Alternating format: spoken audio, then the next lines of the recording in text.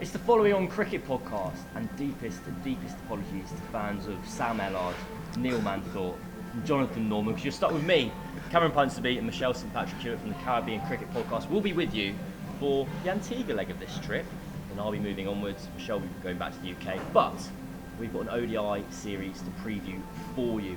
I've just spoken to the England captain, Liam Livingston. Machel is about to speak to the West Indian captain, Shai, which can give you a flavour of what we're expecting from this series. It feels to me a little bit like this is a series from an England point of view which is kind of devoid of holistic context, but at the individual level there's quite a lot going on. You've basically got a lot of players who, if you're Phil Salt, if you're Will Jacks, if you're Liam Livingston, you're playing to basically tell the other lads who are outside the squad and looking to come back in for the Champions Trophy to like bugger off, basically. Be like, this is my shirt, this is what I'm going to do. Livingston said as much to us in the press pack just now about, well, the messaging to the new lads is pretty clear. We're expecting a lot of debuts, we're going to chop and change the squad, we want to see people at the international level for the first time. England at least have the kind of Champions Trophy to kind of build towards here and to give themselves the illusion, the pretense that this is what we're here for, this is what we're learning about. West Indies aren't there, Mash. What is happening for them going to this series? What does it mean to them? Yeah, well, first things first. I don't even know what the Champions Trophy is anymore. It's been a long time since the West Indies have had anything to do with that. But there is a bit of context for the West Indies, in so much as we still have to hold on to the belief that we can qualify automatically for the World Cup. Okay. It's unlikely. I think if you study the permutations, it's very unlikely that the West Indies put together a sequence of results that gets them through automatically to the World Cup in 2027. So if we're accepting that that's unlikely, the next kind of context for the West Indies is putting together a squad as soon as possible, or a core of a squad that by the time the World Cup qualifiers come around in 2026 for that 2027 World Cup, they at least know who are the players that can take them there, who are the players that they can rely on. And as things currently stand, you look at the makeup of the West Indies squad, and you can't yet identify that core element. There's still a bit of chopping and changing going on. So there's a context on both sides for England and West Indies. Something I think which is relevant to this series. Now I know I'm almost annoyed at myself for kind of starting with the whole, we're playing another white ball series and it doesn't matter, because there is the other side of the coin to this series, which is when you talk about people, the big three in England, India, Australia, and their responsibility to kind of look after the global game. This is in effect a series because the ECB felt guilty about not paying back the West Indies enough when the Windies came over to England during COVID. So this wasn't part of like the Future Tours programme. They basically lobbed this in. And Jason Holder, who I always think speaks very well about this and is just a very obviously very intelligent man, was talking about this series, and he was actually saying credit to England for coming, because this gives such a big boost to the region. The fans come out for these matches. The local area makes a bit more money. The cricket's good. The players get up for it. Are we in being flippant about this series and saying, it's another trip to the Caribbean, the lads are on holiday again, it's the fifth time in 3 years that England have been out here? Actually, there's some credit that the ECB deserves for making sure this trip goes ahead and that the Windies get another turn of like playing against one of the so-called big boys. Yeah, I'm gonna give the ECB some credit here. I am. I think. Then you didn't know where you were going to go there. I'm gonna throw him a carrot here. I do think that everyone knows the kind of economic infrastructure of the West Indies as an entity. Yes, there's been a lot of overhaul in the years since Dr. Kishore Shallow became the president, and they're trying to modernise slowly but surely. But we can't get away from the financial realities, and that is that England and India bring the money to the Caribbean, and England, to their credit, have turned up every single year or every summer, 22, 23, 24, and you can't ask for more than that. Possibly a test series again, but I think England have done their fair share here. I was on the flight over, I'm sure you experienced it as well. I've often heard about the fact that England fans come over in their droves, but that plane I took from Heathrow to Antigua was absolutely packed with cricket fans, and that's what Jason Holder's talking about. It's quite interesting because you might not believe it, and the only reason, if you're watching this on YouTube, you'll be seeing we've got a very beautiful, We've got a cafe behind us. If we turned you around, you'd see the most beautiful ocean, a beautiful hotel resort where the England team are staying at the moment. We can't face you that way because there's so much sunshine here. You wouldn't see us on the camera, so that's just us showing off. But there is an element apparently of like Caribbean fatigue from a fan standpoint. I bumped into one of the tour organisers, and they were like, "Our numbers are down." Yeah, this yeah. trip. Just because literally, if you wanted to come and watch England play cricket here in the last 3 years, this is your second opportunity this year. They were here for White Ball Series the year before, and they were here twice in 2022. But having said that, there is still numbers on the ground, a lot of people interested, and funny enough, wanting to have a holiday in the Caribbean and watch some cricket. Right, I spoke to the England captain, the New England captain, Liam Livingston, and that interview is going to be played for you in your ears right now.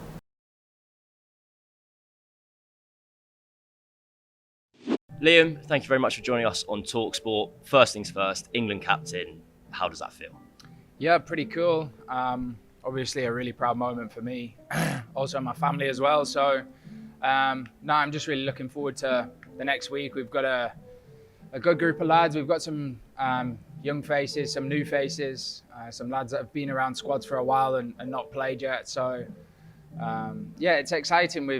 It kind of feels like a fresh crop of young lads coming through. So yeah, I'm just excited to not only see them play for England, but see what they can do in international cricket. And yeah, hopefully over the next week or so, we'll have a couple of people put their hands up and put in some big performances for England. And yeah, I'm just pretty excited to see how it all unfolds. And hate to bring it up, but 6 weeks ago you were left out of this squad. Cut to now, you're captain. Just on a personal level, how much of a roller coaster, how bizarre has that been to go from the disappointment of being left out to leading your country out? Yeah, I think one thing I always pride myself on is not getting too high or low, and I guess that's something that's probably stood me in really good stead the last couple of weeks. Yeah, like I said, it started by getting left out. I had a really good summer, and then all of a sudden you're captain in your country. So yeah, it's the way it works. It's the way professional sport can sometimes go. But I guess something that I see it as something I can be really proud of, being left out and coming back and playing like I did in the summer is, yeah, it's pretty cool for me. It's nice to be able to, I wouldn't say prove people wrong, but yeah, I guess sometimes when your back's up against the wall, it's sometimes the hardest time to perform. So no, I'm just really excited for the next week. I get to lead a good, talented group of boys, and ultimately that's all I'm looking forward to. So, like, take us behind the curtain a little bit. Like, how does that work? Like, 6 weeks ago, does Rob Key give you a call saying, like, Liam, I'm really sorry, we're breaking up, and then 3 weeks later goes, I'm really sorry, I want you back. Like, we love you. Can you captain your country? Yeah, it's a bit like a relationship, to be honest. It sounds like it. No, it's yeah. He basically rang me and said that I was in the T20 squad, not the ODI squad. They wanted to go down a different path, and that was fine. I'd struggled for a while, but I guess the only thing that I'd kind of questioned was the responsibility that I'd kind of been given in them in that sort of 2 years prior to that. So I basically sat down with Keys. He had a really honest chat, said how I felt, said I felt like I deserved a little bit more of an opportunity, and basically had 3 games to go and do that in the T20 series. And yeah, thankfully I was playing really well. I was confident within my game, and yeah, ever since the sort of midway through the 100, I feel like I've worked something out with my batting, and yeah, I've been pain free, and that's probably the biggest part for me, is playing with a smile on my face, no real niggles that are bothering me. And yeah, that, like I said, thought I played really well in the summer and carried that on from the 100 into England stuff. So yeah, like I said, I'm just really excited for what's to come. Whatever has gone. It doesn't really matter. There's many people in the world that have been dropped before. So yeah, I guess the resilience that I've shown is something that I really pride myself on, and yeah, thankful that the way it's played out. And on that responsibility, I know you've spoken in the past about, I guess frustration is the right word, of batting at 7, bowling a handful of overs, being like, I want more than that. Now you're in charge. I'll be expecting to see Liam Livingston opening the batting, opening the bowling on Thursday throughout. Give me the ball, give me the bat. I'll show you what I can do. Pretty much. Perfect. Wicket keeping whenever I can. No, it's yeah. Look, I always want to be involved in the game. I've always said that. I feel like if in an environment I feel like I'm wanted and loved, I always feel like I've done really well in my career. So yeah, in this environment, I have no choice because it's me that's got to want me and love me. So, but no, I guess we'll see over the next few weeks. But I feel like I have a pretty good gut instinct of the way the game goes, and I'll probably try and use that over the next 3 games. But it gives me an opportunity to use myself if I need to, when I need to, and I'm going to be batting a little bit higher, so gives me an opportunity with the bat as well. In terms of, because obviously you're standing in for Joss at the moment, Jaskothic standing in for McCullum. Has there been any conversations with Joss and/or McCullum before this series started about getting kind of the messaging aligned ahead of? Not really. I think the way we played in the summer, there was probably a lot more of that.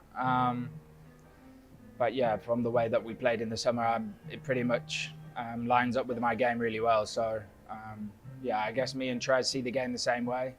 We're pretty much on the same page whenever we talk about anything, which makes things a hell of a lot easier for me and probably for Trez as well. So yeah, we pretty much see the game the same way. We know what we want to do. We know how we want to play. And I guess the exciting part for me is all these young boys coming through into international cricket, playing cricket for England for the first time for a few lads. So I get to lead the way for them, show them the way, and hopefully I can do that not only by the way I speak and the environment we create, but also by the way I play. So it was great fun in the summer, seeing a few new faces, and there's obviously a few more out here for this trip. So yeah, it's an exciting time for English cricket. Hopefully we're going to see a few new stars come on the scene in the next couple of weeks whilst we're out here. But yeah, like I said, I'm just really excited for the opportunity that we've got. You mentioned those new guys. There's obviously a heap of guys on the sidelines at the moment who've either been in Pakistan, or people like Stokes who might or might not be coming back for the Champions Trophy. What do you say to the new guys to kind of keep them up and about for this series and be like, how do you enforce what this opportunity is to them if they want to stay in the team? Yeah, I think what it is an opportunity. There's no pressure on them. They've probably got an opportunity because some boys aren't available. And I guess the biggest thing for them is they've got nothing to lose. They can come into the team or come into the squad, do things their own way. And I guess that's something that I'm really big on is making sure that people come in and be themselves, not only in the environment, but also on the pitch. Making sure that they do the things that they do really well and keep encouraging them to do that. And there's a reason people get to international cricket level is because they do something really well. And I guess my message or my messaging to them will be, don't change that. Make sure that they have confidence in the things that they do well, and make sure that, if in doubt, they double down on them things. So, yeah, I guess my biggest message and, the biggest message to them would be make sure that they're themselves and do as much as they can to be themselves and not try and be somebody else now they're at this level. We've got an exciting group. We've got a lot of young talent. And I guess as an England captain, it's pretty exciting, but also as an England fan, looking at what there is for years to come, it's an exciting group to be a part of. Then last 2 questions. I saw Butler talking to, I think it was TNT, about kind of ones to watch on this tour. And he name-checked Jacob Bethel and John Turner.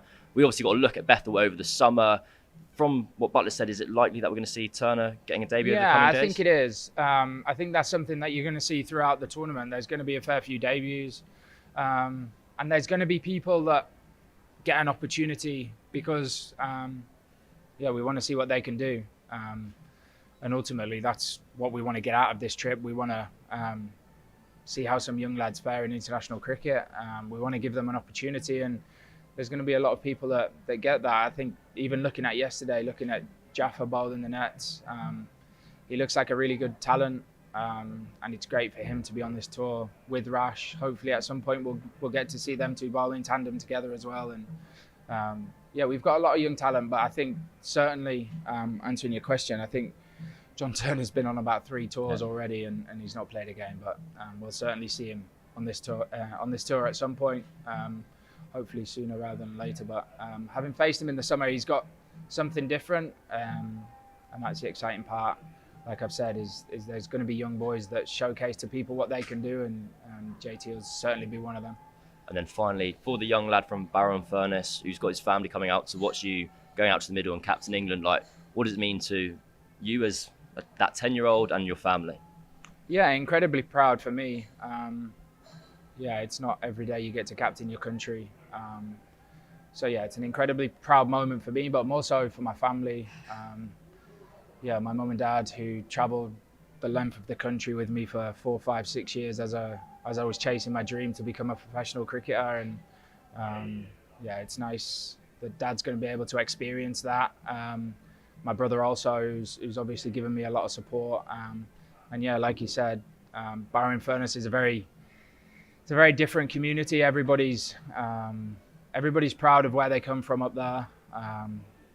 So yeah, I'm sure I'll get a lot of support from Barrow over the next couple of weeks. But yeah, like you said, anytime you get to captain your country is incredibly proud. And yeah, certainly tomorrow will be a pretty pinch me moment, like I've had a few of over the last couple of years. So yeah, I'm just really excited for the opportunity that I've been given, and yeah, hopefully we can put on a show for the next 3 games.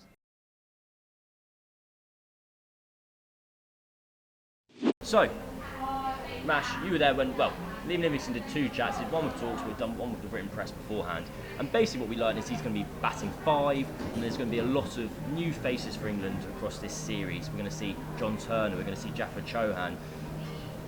Are any of them really a chance to break into this team in the long run, or is this just us seeing what the new toys look like?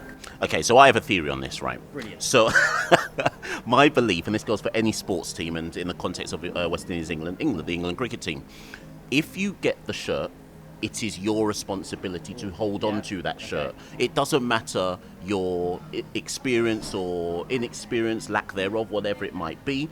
All you can do is get the shirt and put in 3 stellar performances game after game after game. Now, let me give an example. I think it was last year.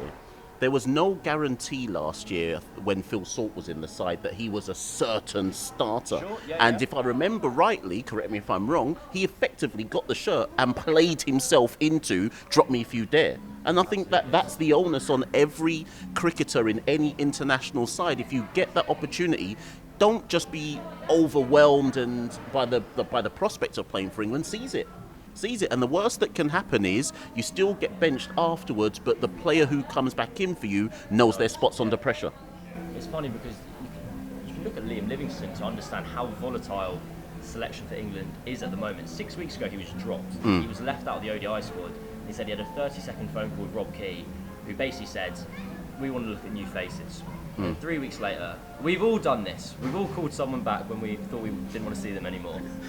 And I was like, actually, do you mind moving back in, and can you captain the country, please? And you can see how it's moving around so quickly, and it almost is a very simple series for England.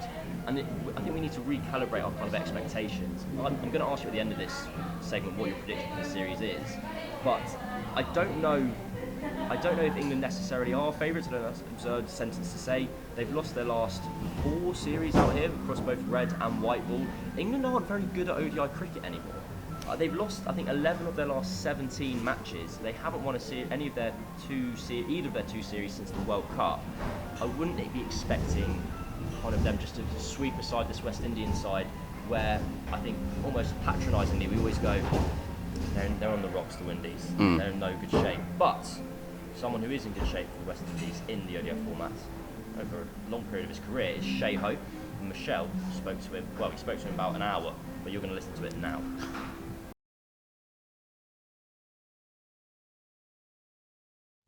So we're on the eve of the first ODI between West Indies and England, and I think the first thing that I want to start with is this is the 3rd year in a row that England have come to the Caribbean. How important is that? Jason Holder spoke about it yesterday for ESPN about the importance of England coming to the Caribbean from a financial perspective, but for you, how important is an England tour? Yeah, most definitely from a financial perspective, we can see the benefits that it'll have. But yeah, from a rivalry perspective as well, we've got so much history of 2 teams playing back in the days. We see a lot of legends come through, and just carrying on that same legacy that we'd had from back in the days. I think we have to build our own legacy, And just something about playing cricket against England always gives us a different vibe as well. So yeah, there's a lot of rich history, and obviously we understand the financial benefits that we reap as a Caribbean people as well.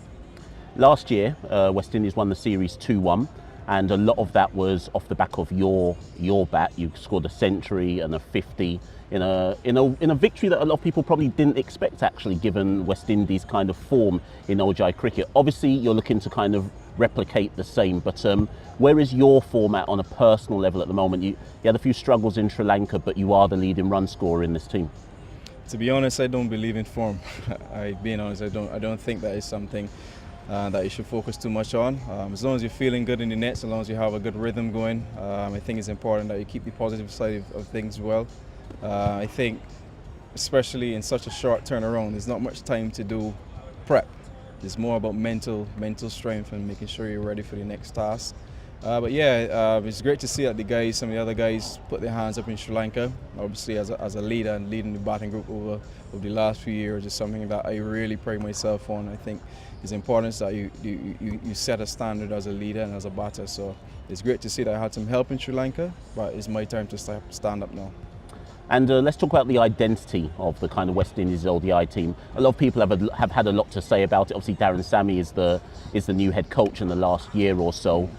So much tends to weigh on your shoulders. How do you deal with that as a captain, in so much as everybody looking to you to lead the way? And what kind of brand of cricket do you and Darren Sammy want this ODI team to play?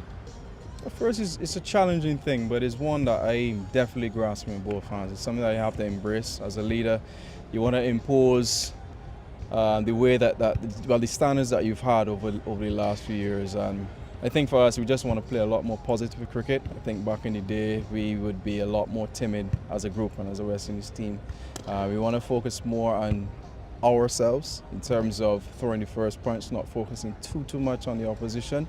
Yes, you would understand what the opposition has to offer, but it's more about setting the tone with your style of play, the way how you want to play the cricket. But for us, I think it's important that we do it a lot more consistently, because you see sparks in several series that we've had, but we need to do it on a more consistent basis if you want to deem ourselves as a high-class elite team. And of course, lots of people have a lot to say about Shimron Hetmyer. His return to the side. The last time he played ODI cricket, I believe, was actually the England series last year. Just briefly on Shimron, I mean, his talent doesn't need any explanation, but what is it about Shimron that makes him such an exciting player? Well, some of us, we just wish we had his talent. He's just a natural talent. He's one of those guys who just plays cricket and makes it look so easy.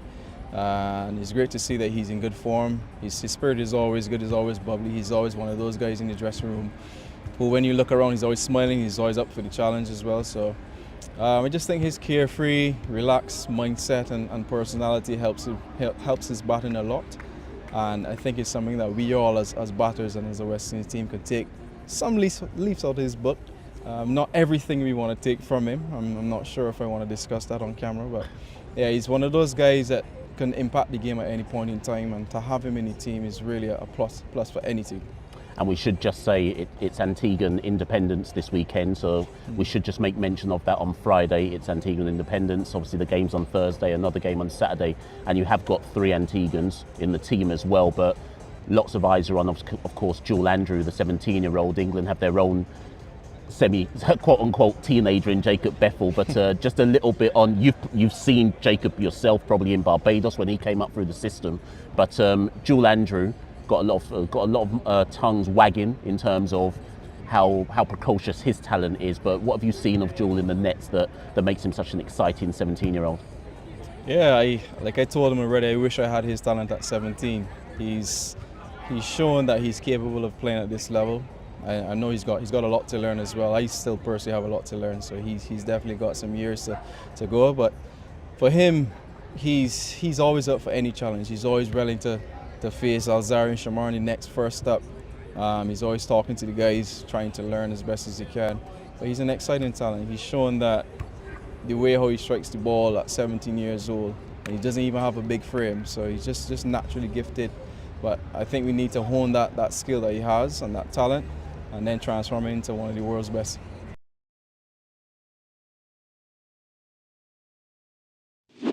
So, Machel, what is the kind of main things for the West Indies at the moment? They've just come off 2 series defeats in Sri Lanka.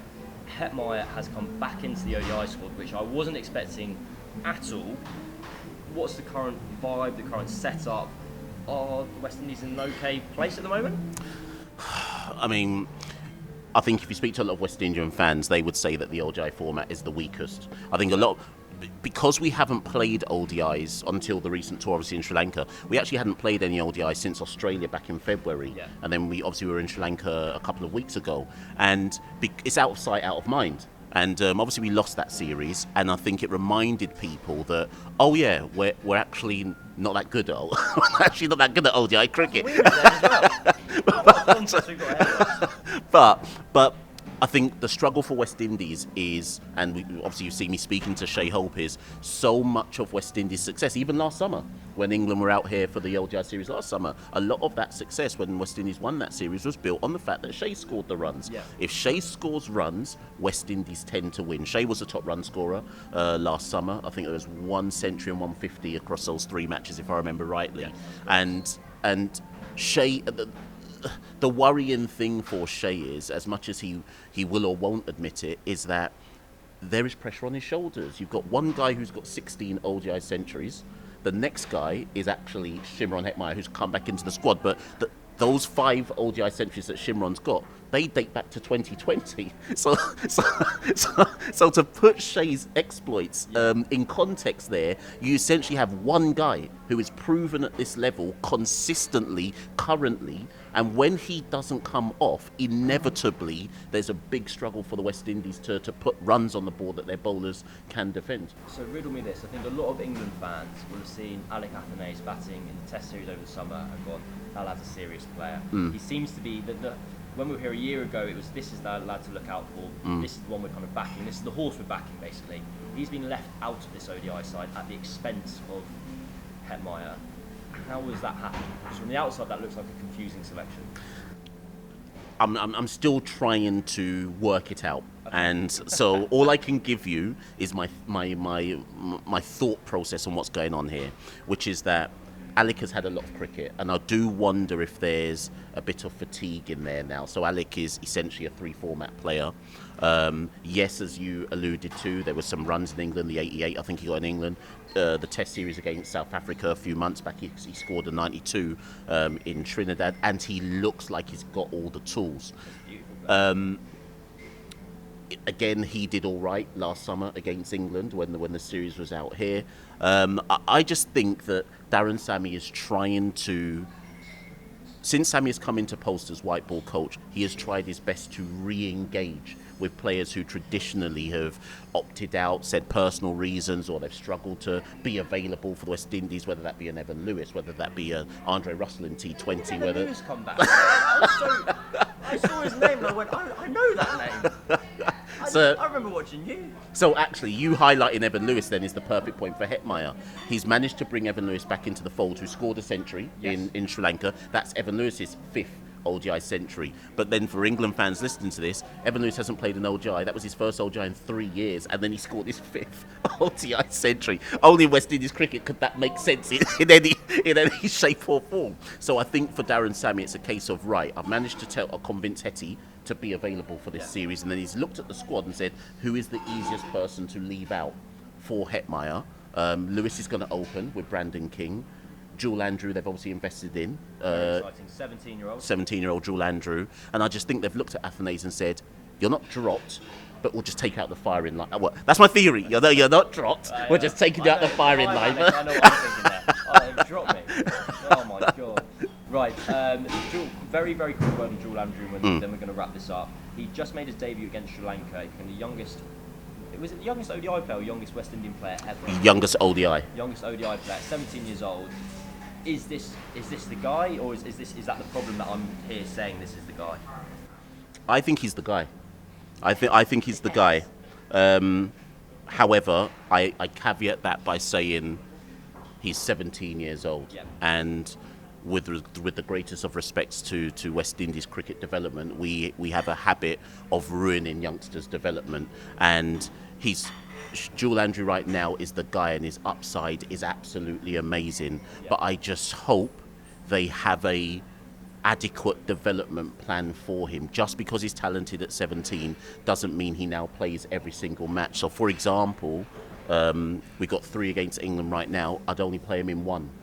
Okay. Do you see what I mean? Like, you don't have to rush him. Some may listen to this and say, if you're young enough and good enough, it doesn't matter. But I'm just wary of how we've bungled so many young, talented players that I just hope there's a development plan for him.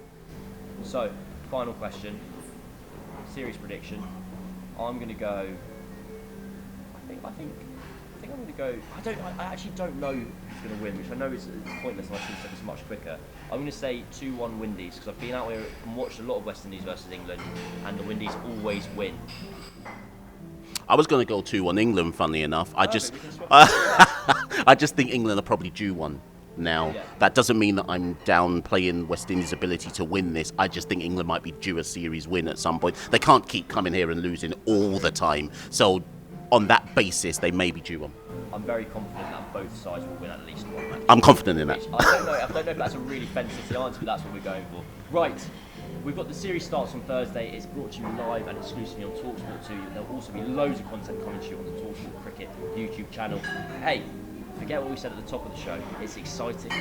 It's invigorating. There's going to be loads of great cricket. And there's going to be a lot of, it sounds like, actually, when we talk about it, there's a lot of storylines to play out and a lot of great players on show to watch. This has been the Following On Cricket podcast. We'll speak to you again and see you again very, very shortly. On AM, on DAB, via the talkSPORT app and on your smart speaker. talkSPORT.